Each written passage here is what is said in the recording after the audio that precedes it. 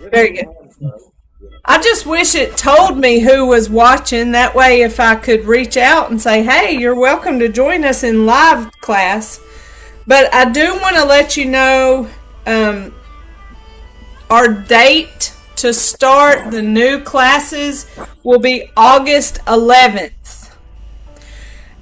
There is 2 classes on Tuesday. That is 10 to 11. This one right here, and the one that's 1:30 to 2:30. Let me let Miss Iris in. So that will remain the same. If you think you may be interested in the advanced class on Friday, the advanced class starts on the 14th. You don't have to make a decision right now, but it's from 9 to 10 in the morning.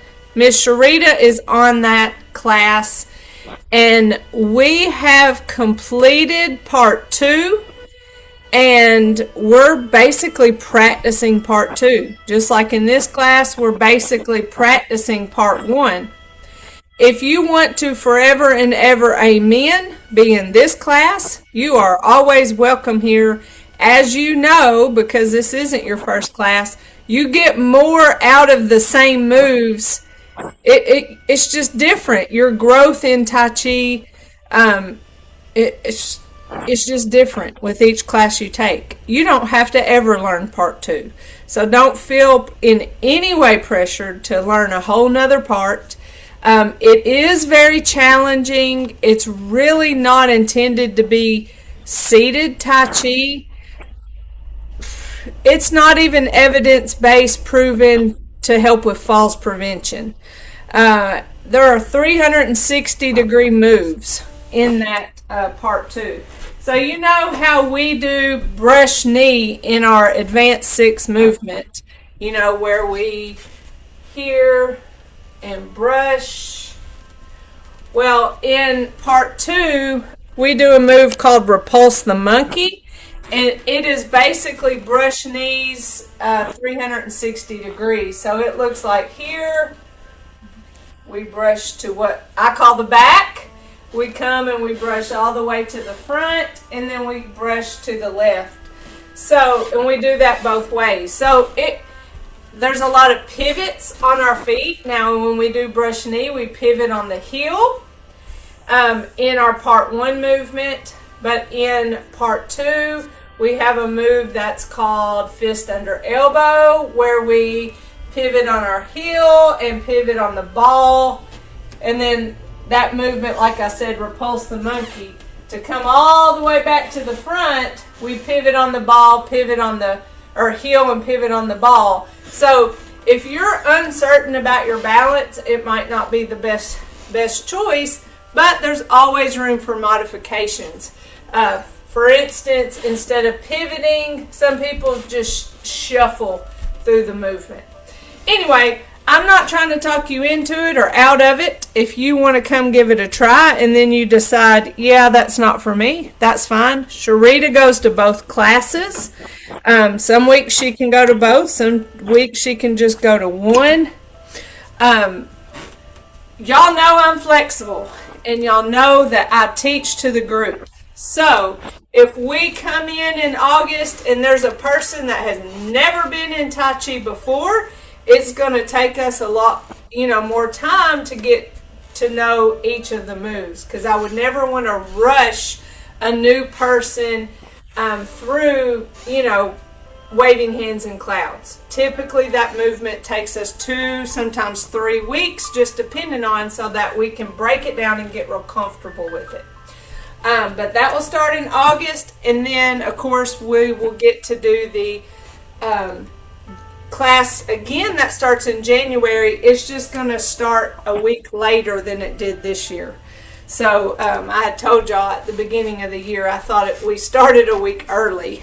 I like to be able to be settled and make sure I'm good with all my people and paperwork before we start. So, Miss Jennifer, yes, ma'am. is that August 11th? August the 11th. Yes, ma'am. Okay. That'll be the start date for the new series of class. And if y'all want to talk to me one-on-one after, on the phone or after the class is over, just let me know. You can get on YouTube and kind of look at the advanced class to see what it's like, if that's something you're considering. But you're always welcome here. I have a lady in the afternoon class that she loves part 1. She's not interested in moving beyond it, and I love that. So either way it goes, I'm glad for you to be here and keep coming back.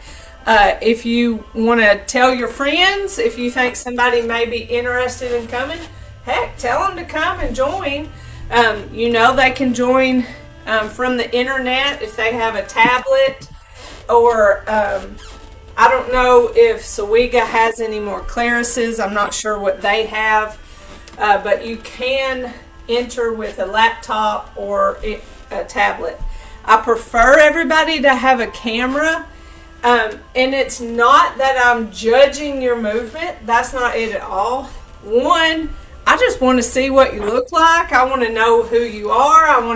I like for us to kind of bond as a group. I can't get to know you if I can't see you. And so I like to be able to see your face. But also, gosh, if something were to happen, especially if you're at home by yourself, and some of y'all are, but if something were to happen and you fell and I didn't even know you fall, I can't obviously get you help. So if I notice, hey, something happened, I can get help to you. So I feel kind of responsible for you in that sense. All right, so let's get us going. We're back to a cold week. I think every other week we're kind of changing what season it is, aren't we? So let's start with getting in our stable stance, letting go of any tension you may be holding on to. Recognize any places where you feel kind of stiff, maybe a little bit sore. Just recognize those places and make note and let go of any tension if you can. Let's start with our neck. Bringing our hands up, pulling them towards our chin and chest. Push away and follow those hands all the way down, chin to chest.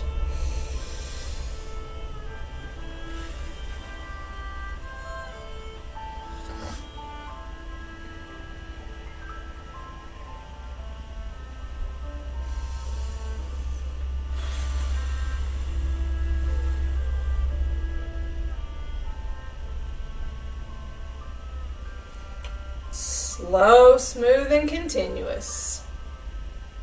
I hope you automatically go into that mode whenever we get into Tai Chi class.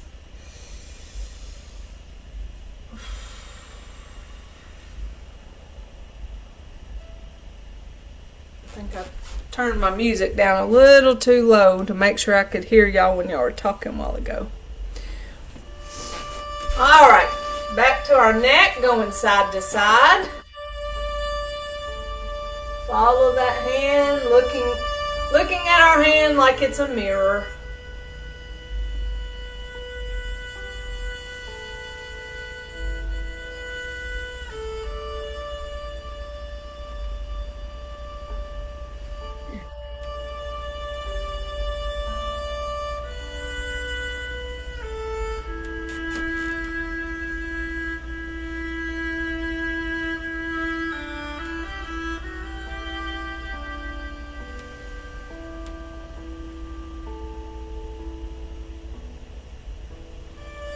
So the more you practice this movement, the more range of motion you'll have in your neck. I guess there's probably a point where you can't have more anymore, because I don't think we're built to turn our head in a circle like the Exorcist girl, Reagan, I think her name was. So, I mean, there is a limitation to our range of motion. Rolling these shoulders, let's roll them forward, small circles, and then roll them back. What you say, Mr. Ed? That's my favorite, the This is your favorite one. It's like a massage you give yourself, right? I always want to say, ever since I got that baked bean hat on this move, I always want to say, roll that beautiful bean footage. It's a commercial for Bush's Baked Beans, if you don't know the reference.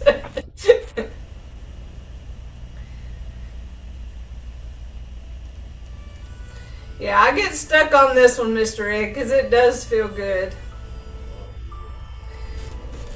I wish I could understand what happens to my body of how it gets so stiff and sore, and but yeah, this helps loosen that up. It feels so good. All right, big shoulder circles with our hands. I've not ever taught Tai Chi in this shirt, but look how it's just like one big piece of cloth. Looks funny when you spread it all out. I try to wear purple on my son's game days. Today he's playing in Tennessee. How are they doing? They're doing pretty good. This is their first season playing Division II baseball. They came from NAIA, so there's some challenges with that. And they're doing really good. He's having a great season. So I hate to be real selfish and say, I'm just glad he's having a good season. But I am. It's a game of individuals on a team for sure. He works hard, so he's earned any good that's come towards his way. I went to Cochran on Saturday to watch him play, and it was so hot. But they're wrapping it up. This coming Sunday will be their last season game, and we'll see if they made playoffs, depending on how all the other teams do. I wish him well. Yeah. Thank you. I appreciate it. And he's really liking his college. Of course, y'all know this is his first time, or his first year at Middle Georgia. He came from Andrew College. It was a junior college, so he only could be there 2 years, which is why he transferred to a 4-year school. So he really likes it. He's a small town kid, so I think he'll probably be happy living in a small town. My daughter, on the other hand, she's already informed me that she wants to go to Knoxville and tour the University of Tennessee. All right, to our hips. But y'all, I can't wear orange. Oh, I just don't think I can do it.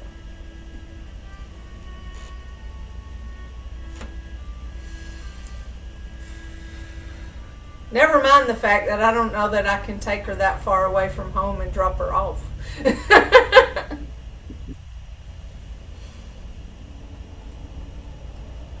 Are you appreciating the strength in your legs right now?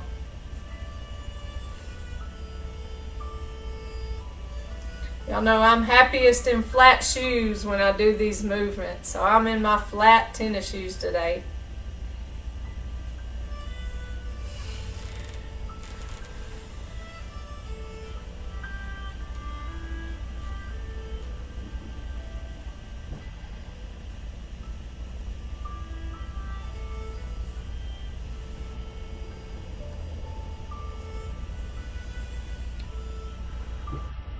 Remind yourself to breathe, or just check in. You might be breathing. You won't have to remind yourself to breathe. Just check in with yourself. Make sure you're breathing. We tend to hold our breath when things maybe get a little involved or busy, or if we're challenged. And so when we get to these lower body movements, it challenges our balance and we may be more likely to hold our breath. So just be mindful of that.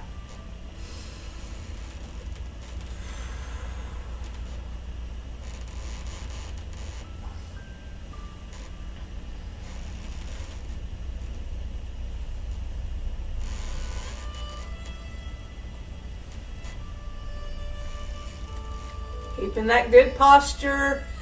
Don't grab any tension anywhere again. I tend to grab it in my shoulders. Loose fists. Let's work on our knees. Shift, lift, tap, and punch.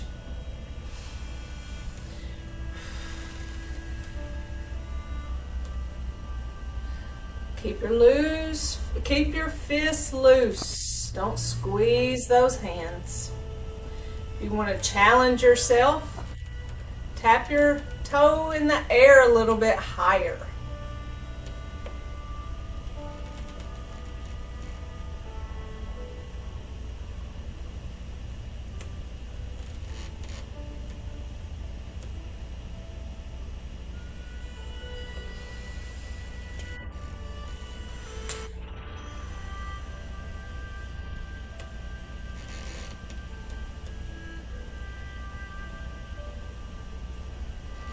I'm doing this. I got that toe a good probably 16 inches off the ground. Better not brag too fast on myself. Let's step out, shift forward, and back. And when we do this move, I'm going to turn to the side. I hadn't done this in a while, but we keep both feet flat on the floor and keep our body upright.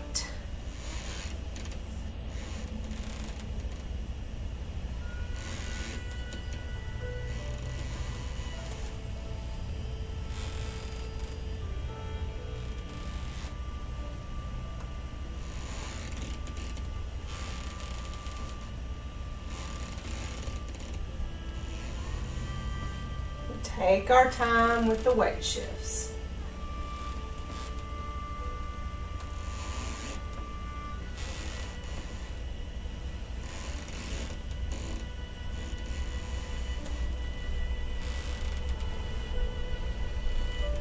All right, now for our ankles. Heel toe.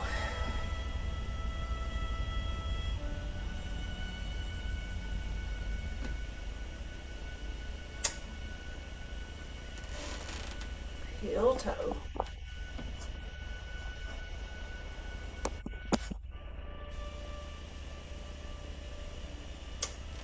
And big toe, little toe.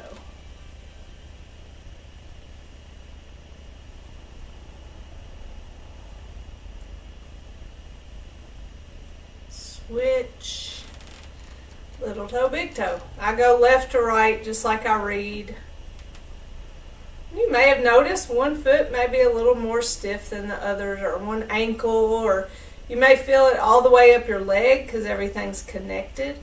Just recognize those things. It's all part of our increased body awareness, and when we're aware of how we hold our body or what maybe issues or problems we're having, then we can, work that a little more, just be a little more tender with those areas.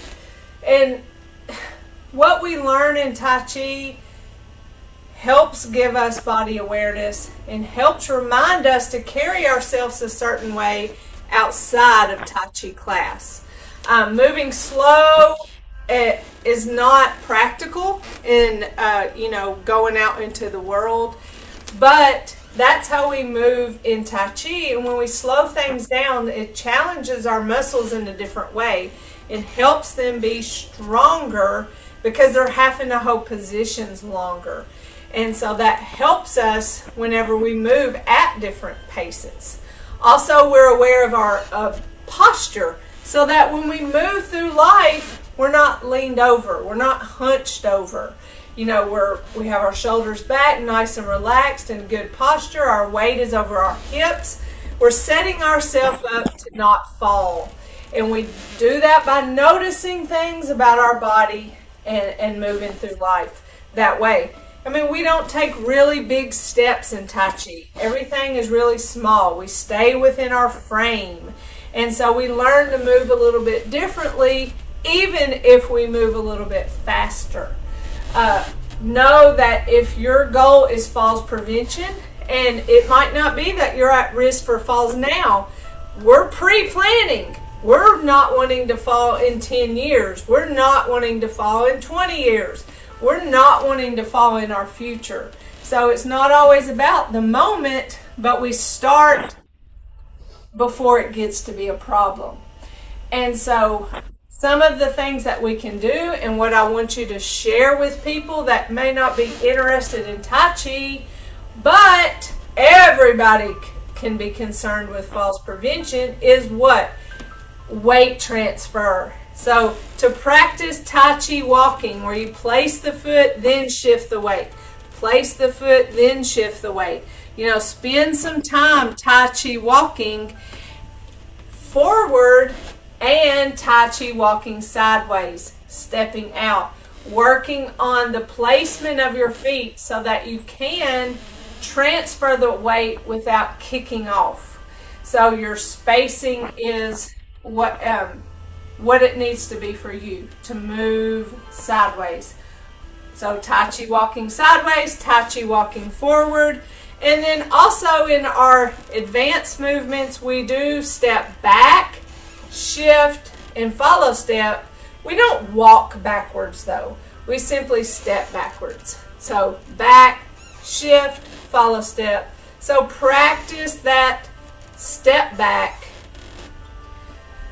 and switch feet to where the other foot is forward. So you're stepping forward and back and practicing that.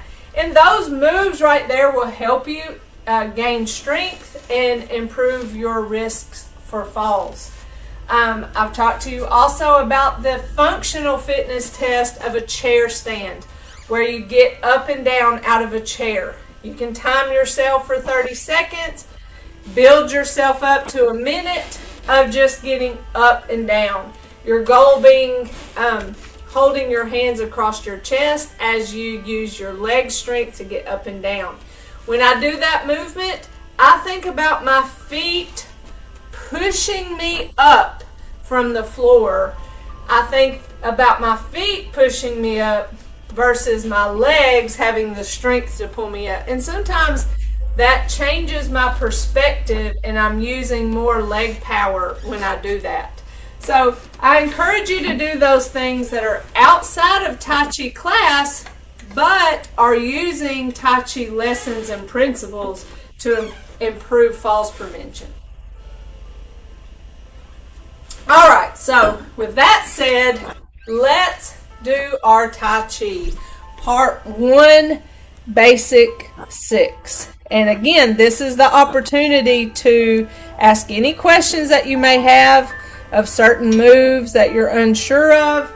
And maybe, there's a part of it that that you need some clarification on. So that's what we're here for. Don't feel like you have to already know it and you'll never get to have questions. All right, so let's just do our basic 6, really thinking about the empty step before the weight transfer. Getting our stable stance, good posture, that slight bend in our knees. We're not holding tension anywhere, and we're breathing. Let's begin. Commence.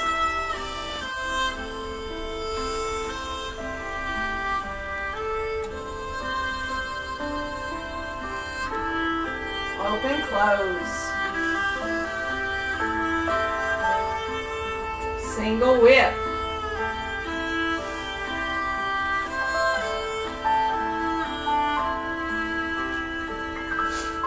Waving hands in clouds.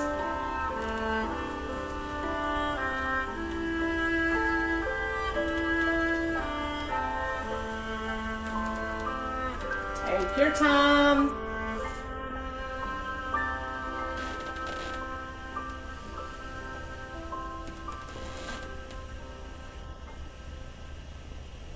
Open, close. Single whip.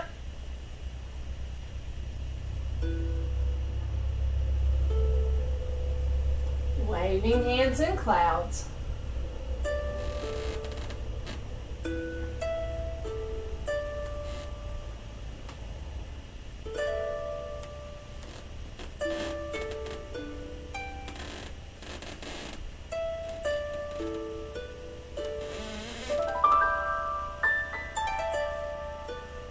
Open, close. Close it out. Again, basic 6. And commence.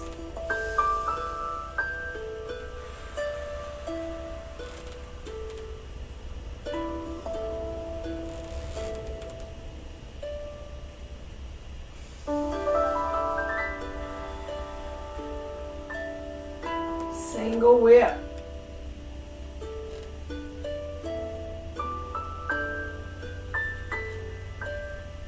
Waving hands in clouds.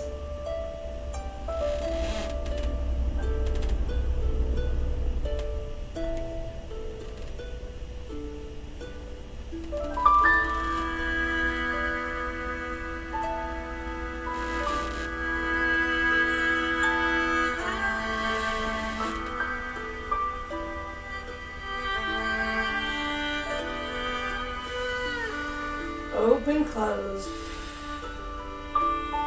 Single whip.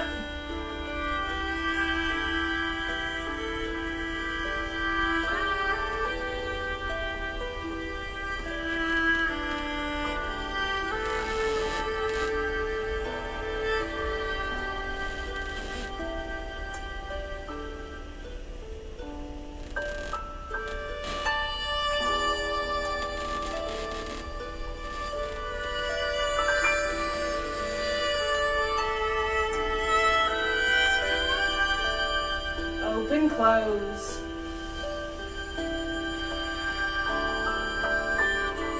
Alright, so I want to bring something to your attention right now. That was the end of our basic 6, and I'm thinking about my feet.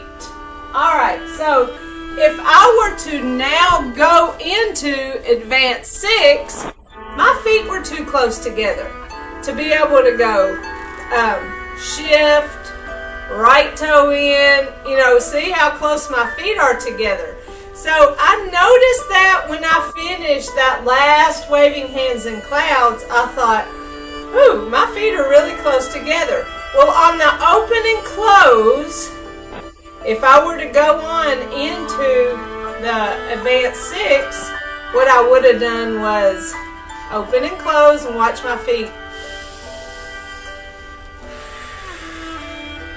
So I would have used that open and close time to adjust the feet and get my body ready for brush knee so that they had the space to work with. That's an example of body awareness and knowing what's next, knowing where your feet are and what you're able to do. So that was something that I do it all the time. I'm always catching myself on that final waving hands in clouds with my feet a little too close together to move forward. So think about that kind of stuff. All right. Any questions about our basic 6? I hope y'all feel really good about basic 6. But see, look, how long have I been doing Tai Chi? I've been teaching it regularly since 2012. So that's 14 years. I think I did math. And I still make those mistakes. But why is that not really a mistake? Because I was aware of it. I can make the adjustment. So that's just part of it. Dr. Lamb says, no perfect Tai Chi. It's all about growth. All right, let's move to our advanced 6. So let's practice that several times. And then we'll put it all together. We're doing really good on time. All right, here we go. Basic 6. Again, thinking about that empty step before the weight transfer. We're coming from open and close. Our feet are in a good position to start with brush knee.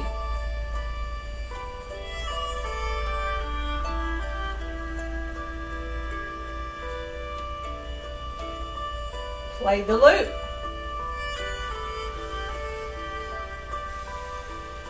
Parry punch.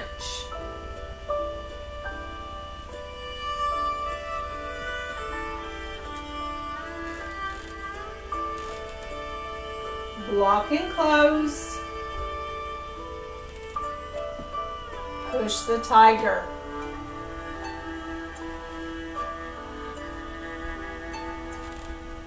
Open, close.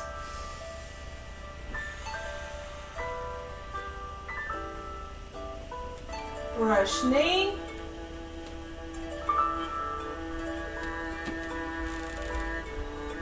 Play the loop.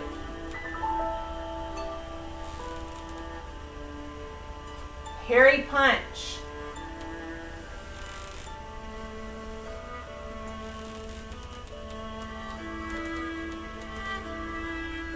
Block and close. Push the tiger. Open, close. Close it out. So a thought that went through my mind as I was doing those movements was the push and the pull movements, and leaning into gentle resistance, moving as if the air was heavy, moving as if the air were water, but pushing so gently, pulling so gently. So think about that as you go through the movements. You know, pick a principle, review a principle through movement, and work on that principle. You have that power now that you know your movements to think about those movements in a lot of different ways. So let's go through again our advanced 6. Brush knee.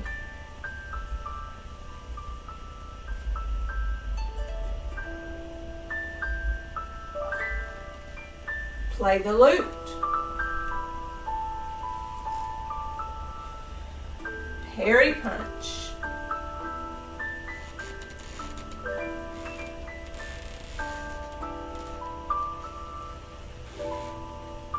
Block and close.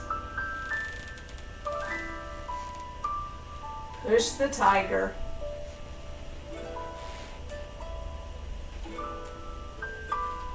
Open, close.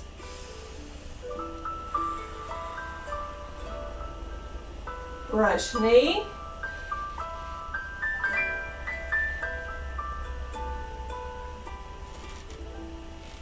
Play the loop. Parry punch.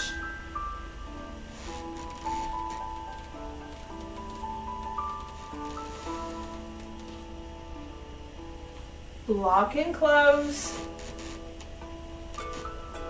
Push the tiger. Open, close. Close it out. So maybe you had the chance to explore that. Another thing we can think about is specific to our advanced 6 movement is that follow step. And that follow step foot, that period at the end of the movement, gets no weight. The heel doesn't go to the floor. There's only space for a piece of paper. Like it's barely on the floor. No weight. And then it's the first step in that next movement. So think about that follow step foot. Is that heel down but without weight? Without being all the way to the floor. So let's do it again. And you don't have to focus on the things I'm telling you to focus on. I'm just giving you some ideas, things that go through my head as I'm practicing the movement that may be helpful to you. So let's do our advanced 6 again, and then I'll ask if there's anything you want to go over for our advanced movements. All right, here we go. Play the lute. Not play the lute. Brush knee. Every now and again, my head will just throw out words. Here we go. Play the lute. Parry punch.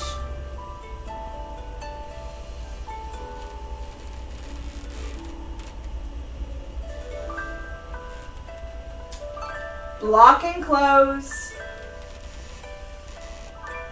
Push the tiger.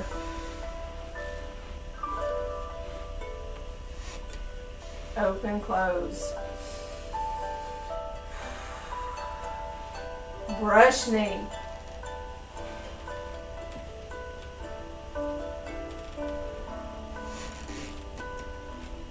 Play the loop. Parry punch.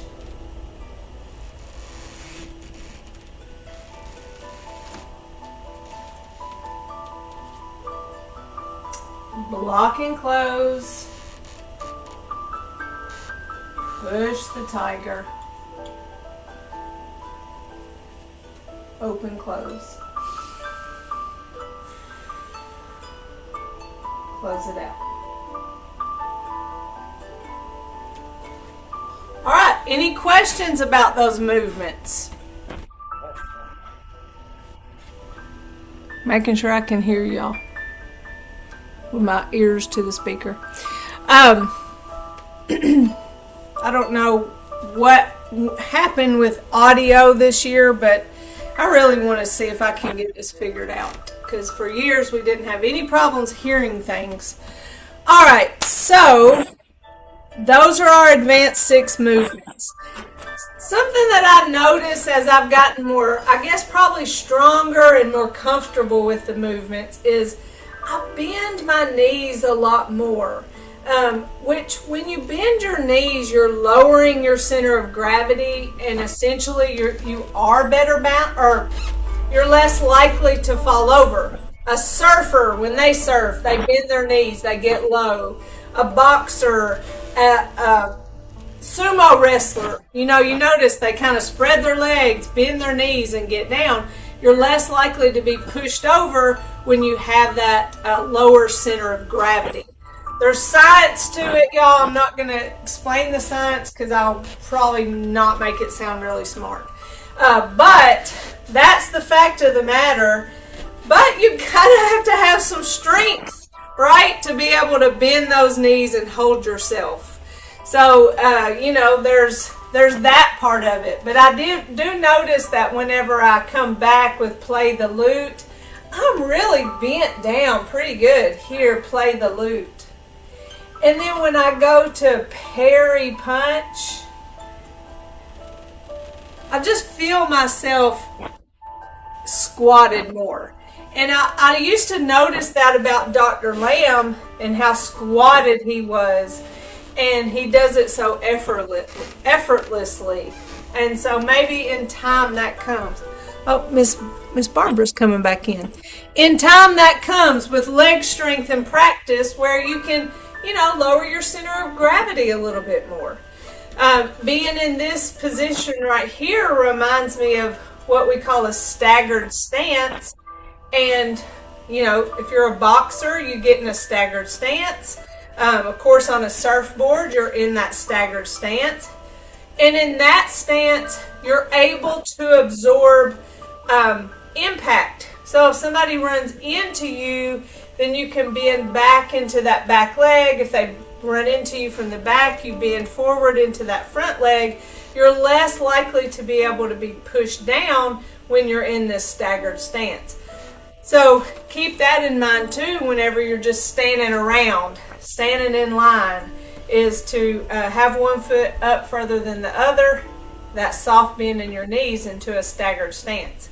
and practice standing that way. So it's not just feet shoulder width apart. That is a stable stance, but having that staggered stance, that's kind of almost another level of what? Jennifer, Ma'am?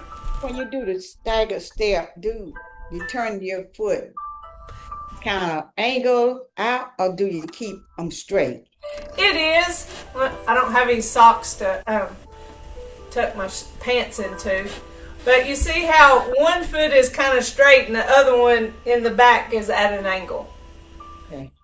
So here, when the foot in the front, I mean, it could be at an angle a little bit, but it could be straight and the back is at that angle versus here. And you can try it out if you feel comfortable trying. Put both of your feet straight forward and feel what that feels like. Kind of pretend that somebody runs into you and how you have to engage your muscle to keep yourself upright. Then put it at that angle. See, doesn't it feel more stable? Yeah, angled So it does. Yeah, that back foot being at that angle, I don't think it makes a difference on the front foot, it being angled. My foot is naturally straight in the front, and then in the back it has that angle. Whenever we do, let's see, brush knee, I'm going to take me through those movements. Here, see, there's the angle. Step back.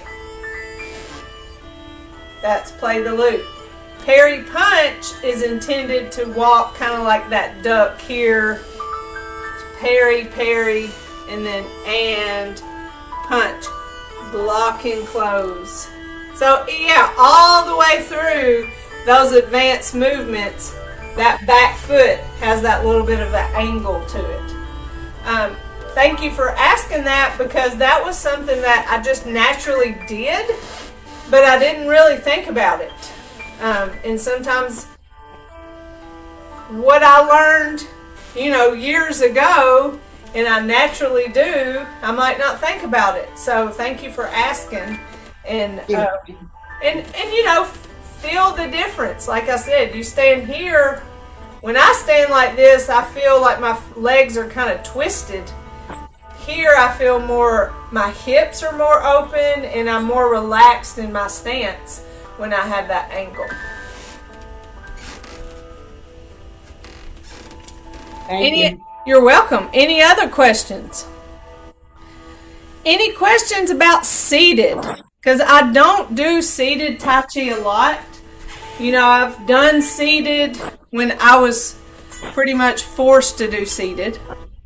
Mhm. I find seated to be more challenging. Huh? I have a question. Mm-hmm. When you were talking about getting up from seated position, Mm-hmm. what if you can't do that without using your hands? That's not a problem. So we talk about, you know what? My little chair has not been returned in here. My little fold-up chair. That's why I asked. My fold-up chair is missing. I gotta go find it since we got new carpet. But this chair will be fine, especially because it has arms on it. But when we think about getting up out of a chair, if we have a little bit of weakness in our legs or just, problems with balance getting out of the chair, these arms can be handy for us to help push ourselves up, where we use our hands to a certain extent and then finish the drill with our legs. Some chairs sit really, really low, so you have a lot further to go to get up. Now, I always equate this to the toilet, and of why it is so important to be able to get up and out of a chair. Now, you've been to a bathroom where the toilet is really, really low, just like I just said about a chair. Sometimes a chair is really low, and it's harder to get out of. So what can we do? Well, in the world of toilets, they do make higher toilets, okay, but they also make things that you can put on your toilet so you don't have to go down so low. It's like a little riser that just fits right on top of the seat. The one that I used, it looked like a walker, and it had rails, and it just fit right over top of the toilet, and then it had a higher seat. So not only did you have the arm help, but you didn't have to go down as far to use the bathroom. So to me, it's all about functions. And one thing we want to always be able to do is go to the bathroom by ourselves. So getting up and down out of a chair translates to the bathroom. So if you can't cross your arms here and get up and down out of a chair like this with ease, it's not a problem. What's your assistance? What assistance can you find? Yes, we have these. We might not can cross our hands, but what if we have our hands on our lap? And pushing into my legs sometimes can be helpful. Some people rock and get themselves up enough momentum. Some people use a table that's nearby to kind of push themselves up on. Some people use their assisted device that they use when they walk to help get them out of a chair. You may only be able to do it one time in 30 seconds. That says my internet connection is unstable. So I'm sorry if I break up. So what I'm saying is, use what you have surrounding you. If you need something to help you, seek out something that can. And if you can't do it just like this, not a problem. Find what can help you get up and then work towards being able to. But you got to have the leg strength to be able to push yourself up out of the chair. And if, I know that you've been in the hospital, you've been sick, and when you're not feeling well and you're sick and, down and out, and you're recovering from that, your muscles kind of get weaker. And so sometimes it takes time to build your strength back up. So be patient with yourself as you build your strength back up. It's not going to happen. Nothing happens overnight. But one way that you can help yourself, other than those assisted devices like I was talking about, is yes, do the Tai Chi walking, but how about stand behind your chair or something that's stable, rely on it for support, and then kind of bend down like you're doing a squat. You don't have to do a parallel squat. You don't have to go all the way down, but just go down a little bit and then push yourself up.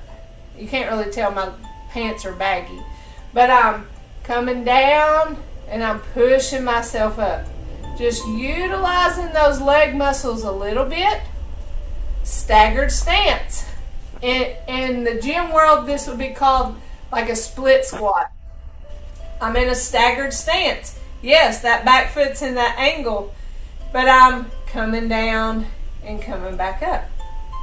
Coming down and up. So I'm using a different section of that leg muscle. Again, switch feet.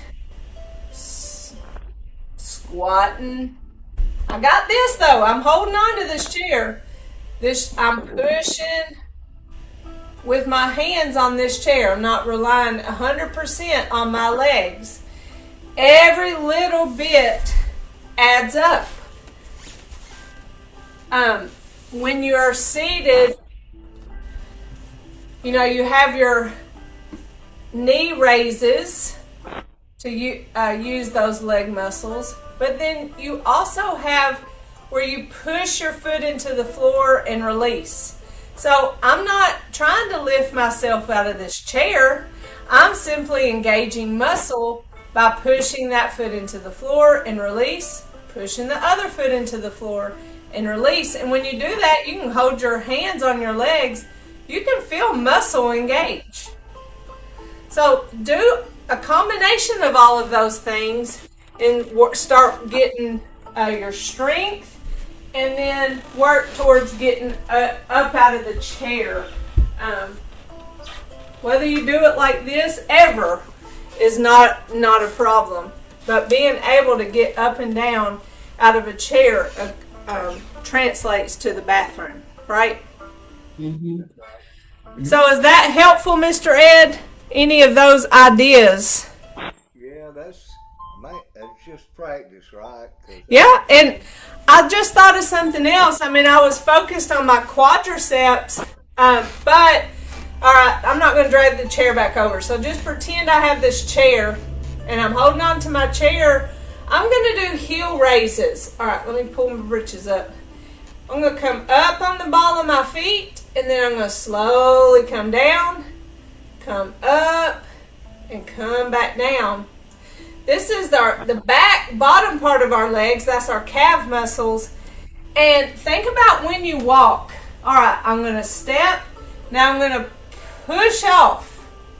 I'm going to step, and I'm going to push off. You see how that back foot lifts, and I push off. I kind of propel myself forward whenever I walk. That's that calf muscle that's doing that work when I push off. So having very strong calf muscles can help with walking and balance as well. So as easy as that sounds to come up on the ball of your feet and back down, I want you to do that for 30 seconds or build yourself up to 60 seconds. This is an exercise that we do in bingo size for falls prevention. And my calves have gotten sore just from coming up on my ball of my foot and come back down.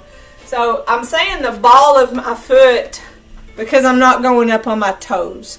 I'm coming up on the ball, and then they're called heel raises. Heel raises, because you're raising your heel off the ground. But come down slow, come up slow, and you will feel that in your calf muscles. So that's another way to make those muscles stronger. These are the biggest muscle groups that we have, is here and here, and that helps carry us. All right, well, it's 10:57. Let's give ourselves a nice fist massage after all that work, working these leg muscles. But we want to tell them thank you for working so hard for us, because it helps us move through life without the assistance when we put in the work. And so don't stay frustrated when you're unable to do something. Do what you can. Start slow and build yourself up. All right. Gather and release. Y'all know I was in the emergency room with a pulled butt muscle, and so I haven't gone back to lifting weights yet, and I'm not planning on it until May. So I'm giving myself a month's break of just cardio and stretching, doing my Tai Chi, and just making sure that that muscle is healed. So I'm being patient with myself too.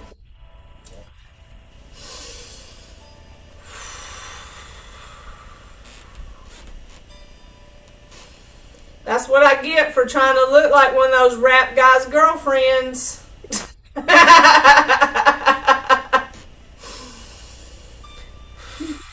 My husband didn't like that joke when I told it to him.